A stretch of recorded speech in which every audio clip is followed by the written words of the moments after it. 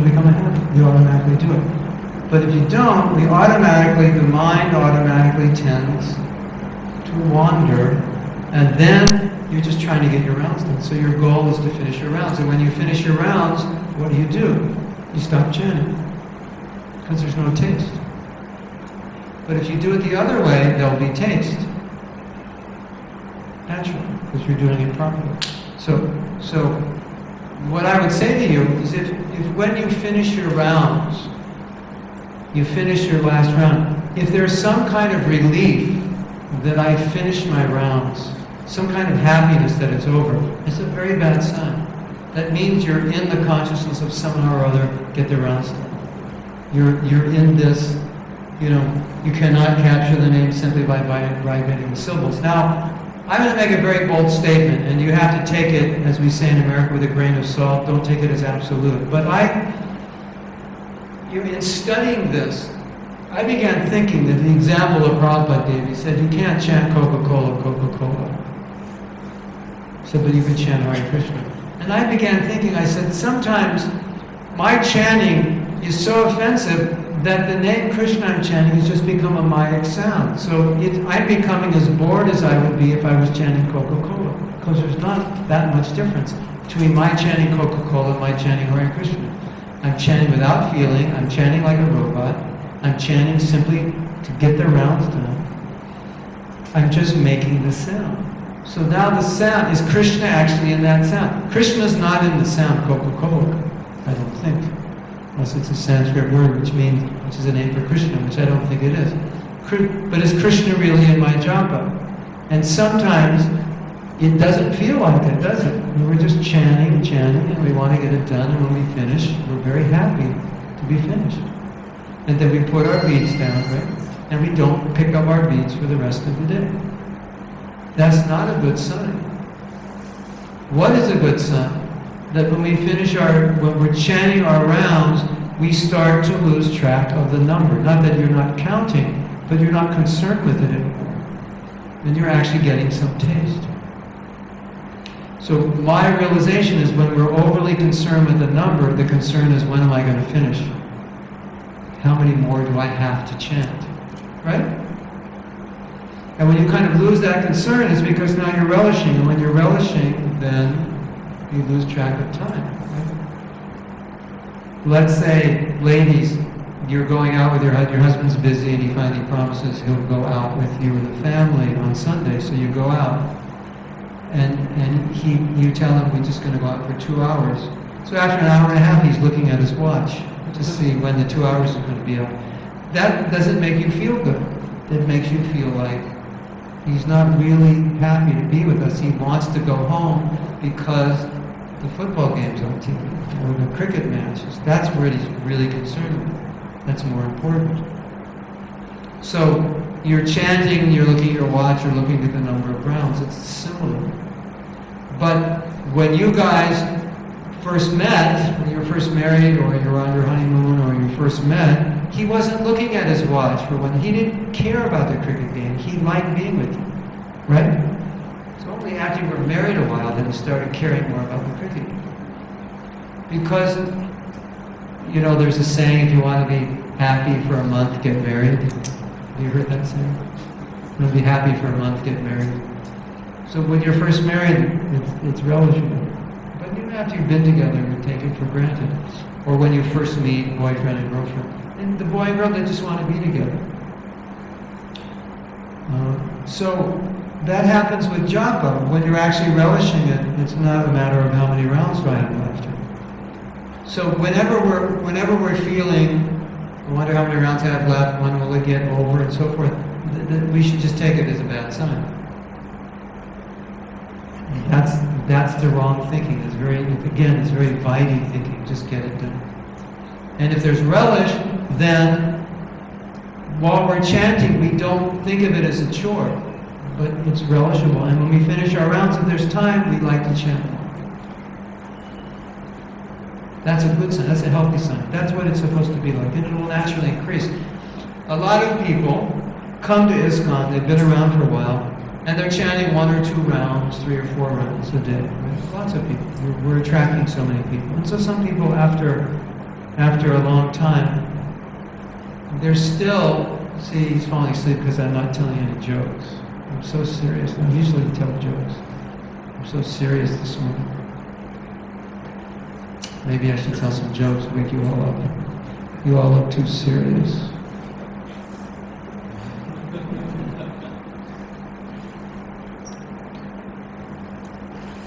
What was I just saying? The last sentence.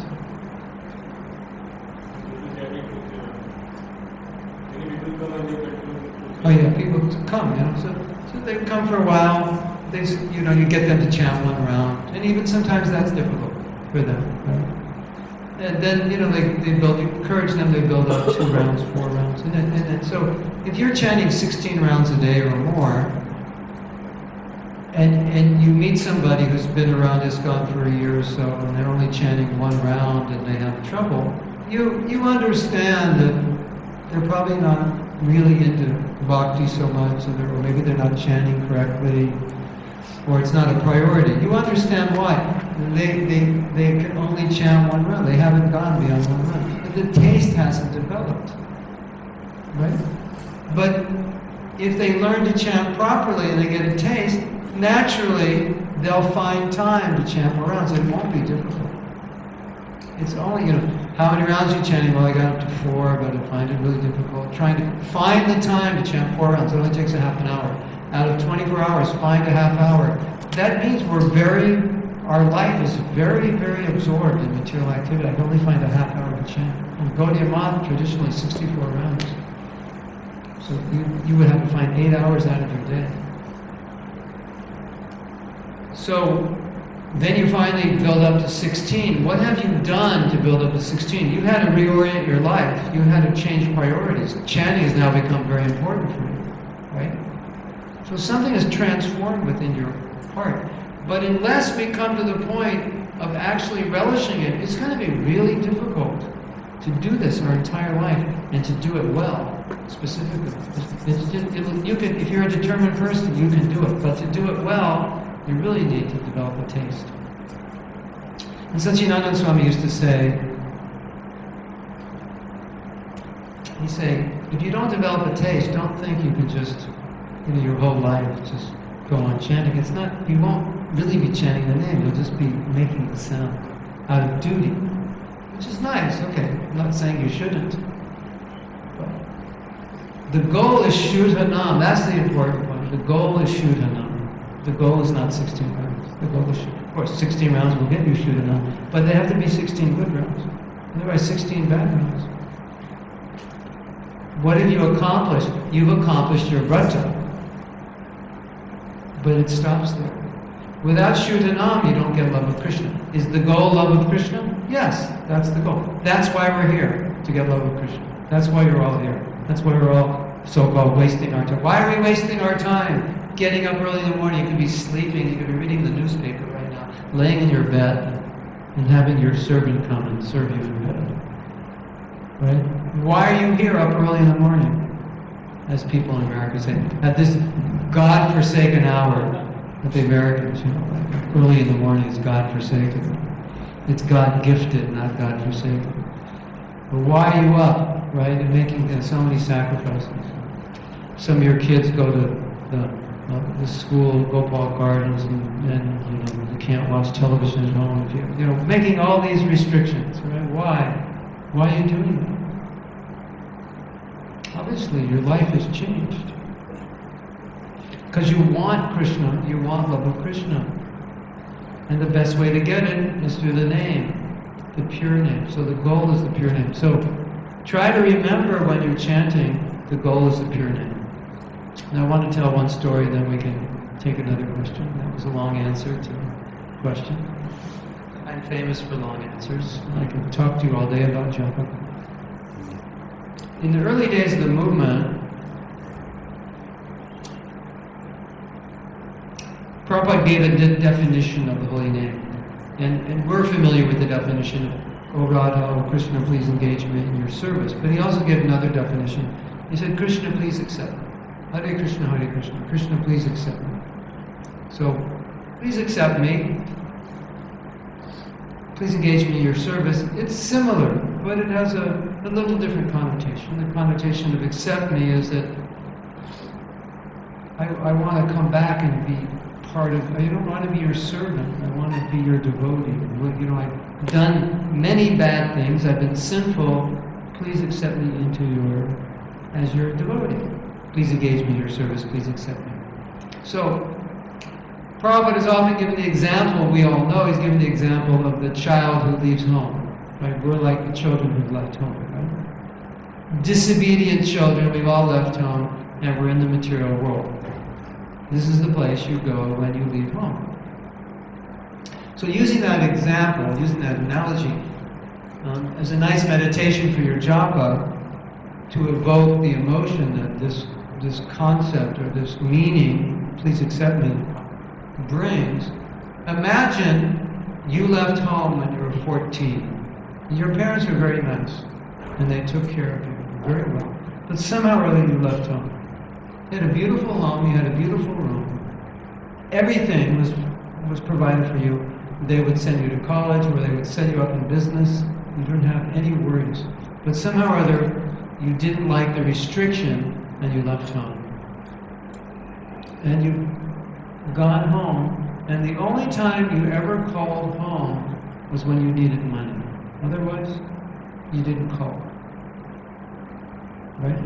You know, people go to temple, they ask for money. Right?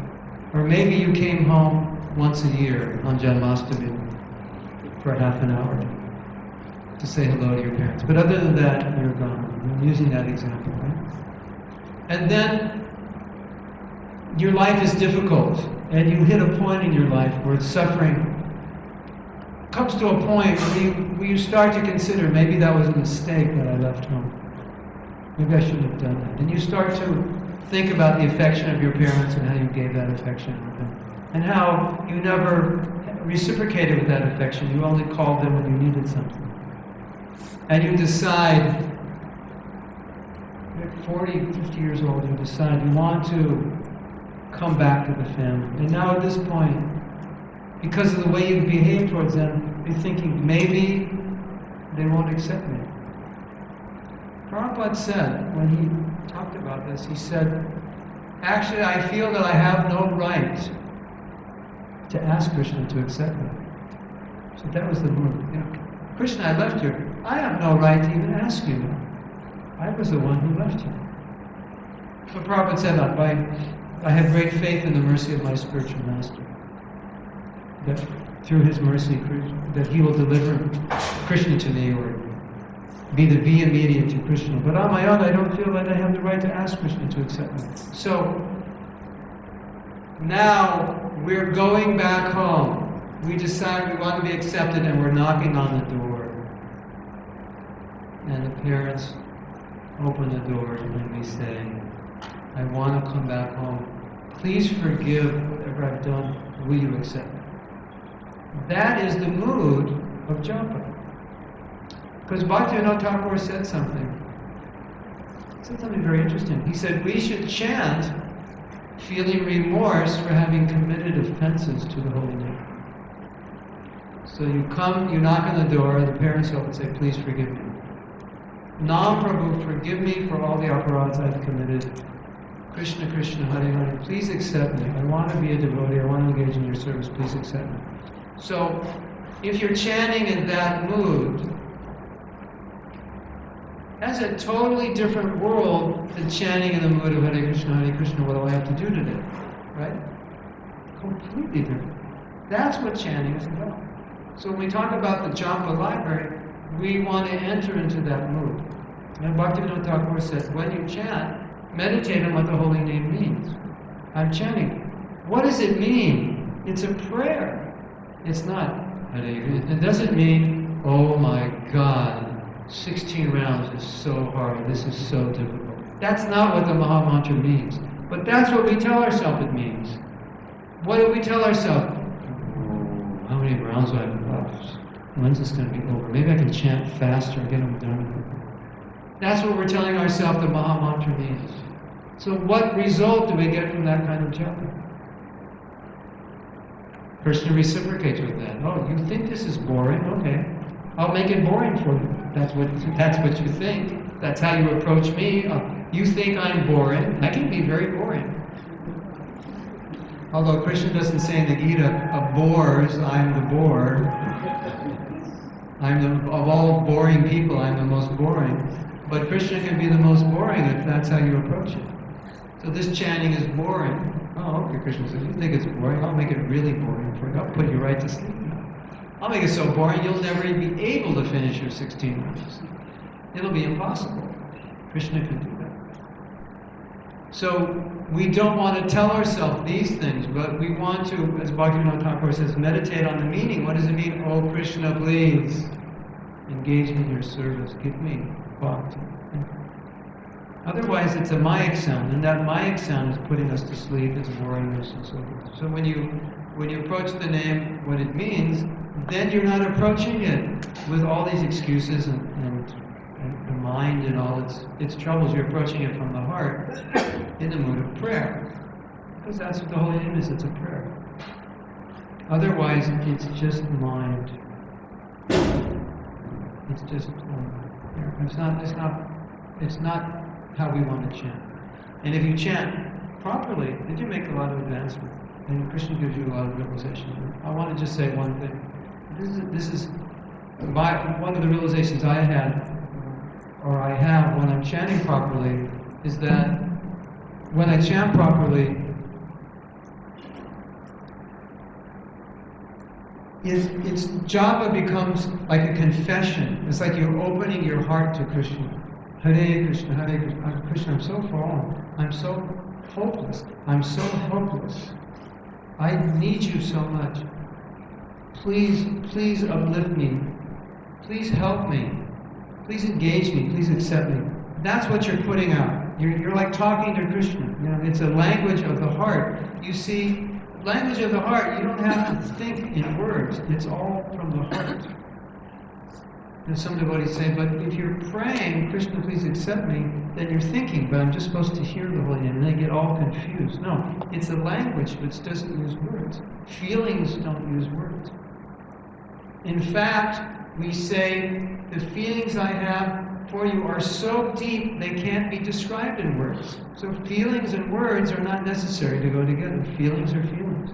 Hare Krishna, Hare. You can feel yourself falling without verbalizing it in your head, without intellectualizing it, right? Krishna, Krishna. So, we approach Krishna that way, and we just open our heart. Hare Krishna, this, that, and it's just feelings coming out. And then we allow Krishna to speak and inspire our heart with not only inspiration, but knowledge. And so when you chant well, it becomes like a conversation. You say, Krishna, help me. And then Krishna is inspiring you with realization. So, let's say, on any given japa day, you realize there is this tremendous potential for you to open your heart to Krishna completely, and tremendous potential for Krishna to actually reveal so much inspiration and enthusiasm and realization in Krishna consciousness. That's the potential of japa. And a very deep experience going on. It's like private time between you and Krishna. Right? So let's just use that as an example to make my point. Let's say that is something which all of us could get every day in our job. A very deep communication with Krishna, a very deep feeling of bliss and inspiration, and a lot of enlightenment. Let's say we could get that every day. That's possible. We want to create that as our thesis. That's our thesis. That is possible, right? What do they say? What are the three things? Thesis, antithesis, synthesis. What does it start with? Thesis, antithesis, synthesis. So now, if that's possible, then every day that we don't experience that, we don't do what's necessary to experience that, it's a huge loss, isn't it? This is just a wasted, at least not every day, but at least the ramifications of what we lost will affect our whole day. I could have had so much more. Right? So that potential is there. And so when we chant, we should be aware that that potential is there every day. And if we don't chant, we're losing that. We're losing the opportunity for that.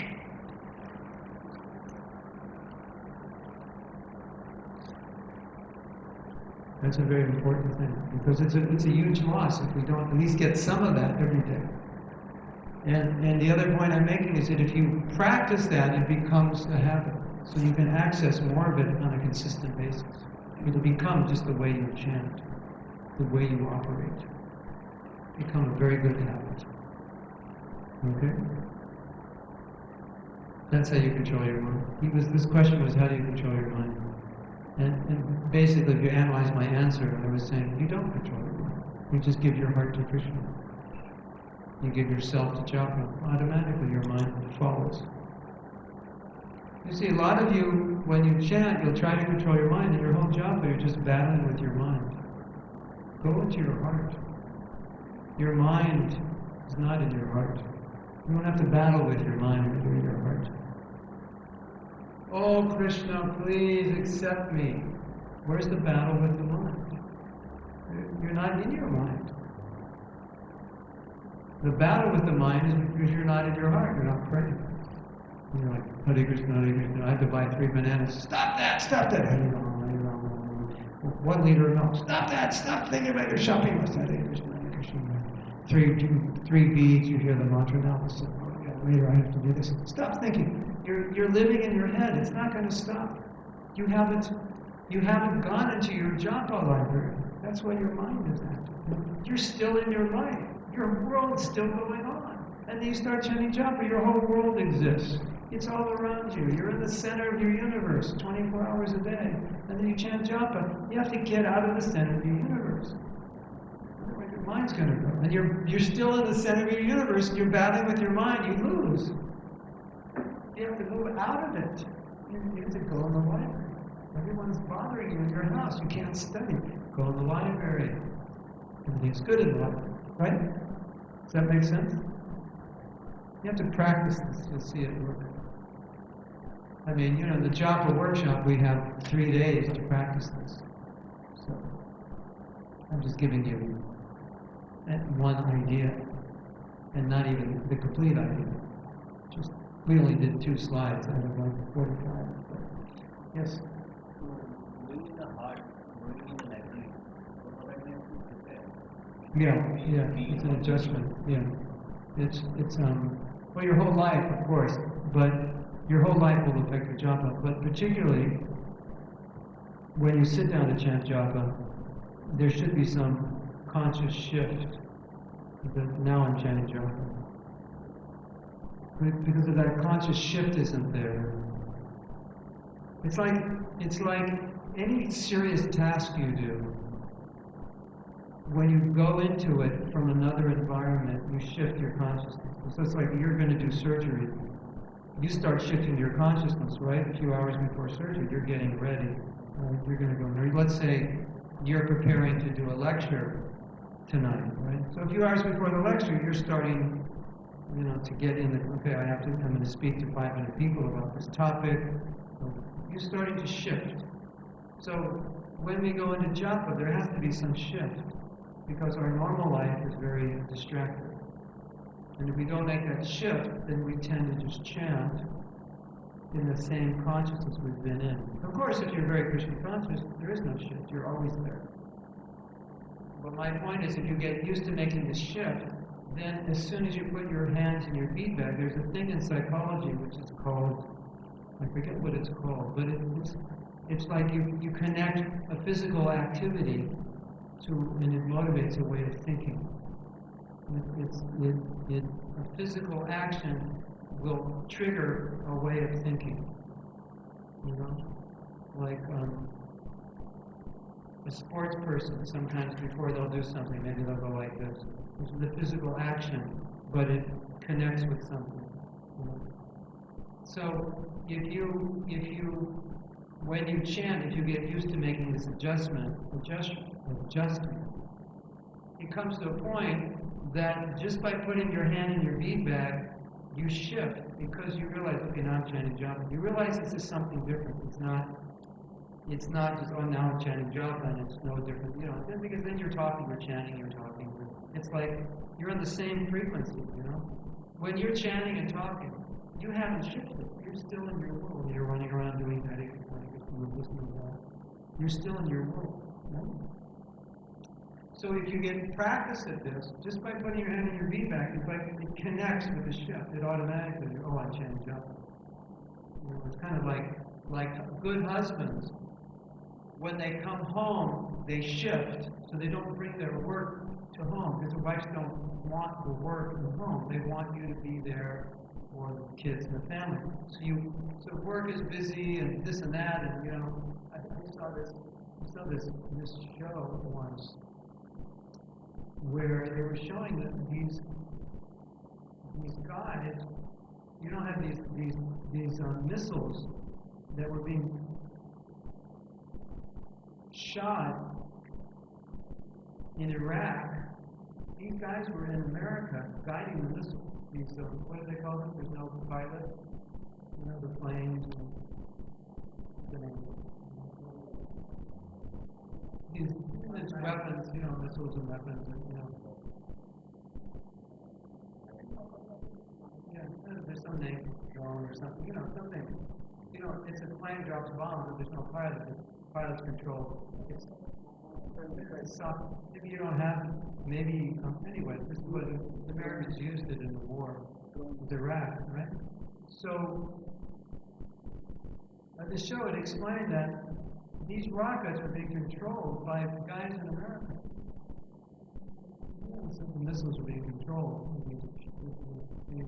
Stealth, they call them stealth, yeah. So they're being controlled from the ground. Some of them are being controlled from America. And if you hit the wrong target, you kill innocent people. But even if you hit the right target, you kill people. So now they're talking about the life of these guys. This is what they do in their office.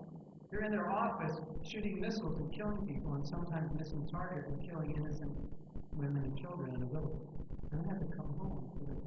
Hi, honey, how was your day at the office? It's like they became neurotic. Their life was so difficult. But they had to come home to be with their family. They had to make an adjustment when they came home. They were actually on the battlefield from 9 to 5, and then had to come home. They were actually killing them. Incredible. So this is an extreme example. So when you come home, your wife wants you to be there for the kids and family. No matter what happens, your patient died at the hospital, whatever happens, you have to shift, right? And you're getting you're completely distraught with someone that's been in the hospital, you're very close with, suffering, but you have to shift, right? The same thing with God.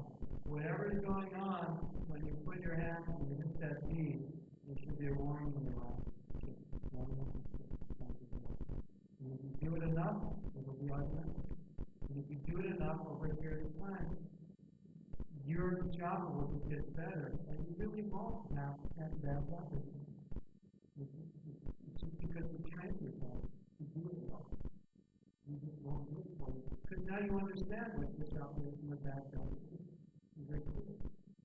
So that's the value of the consistency of doing it over time. And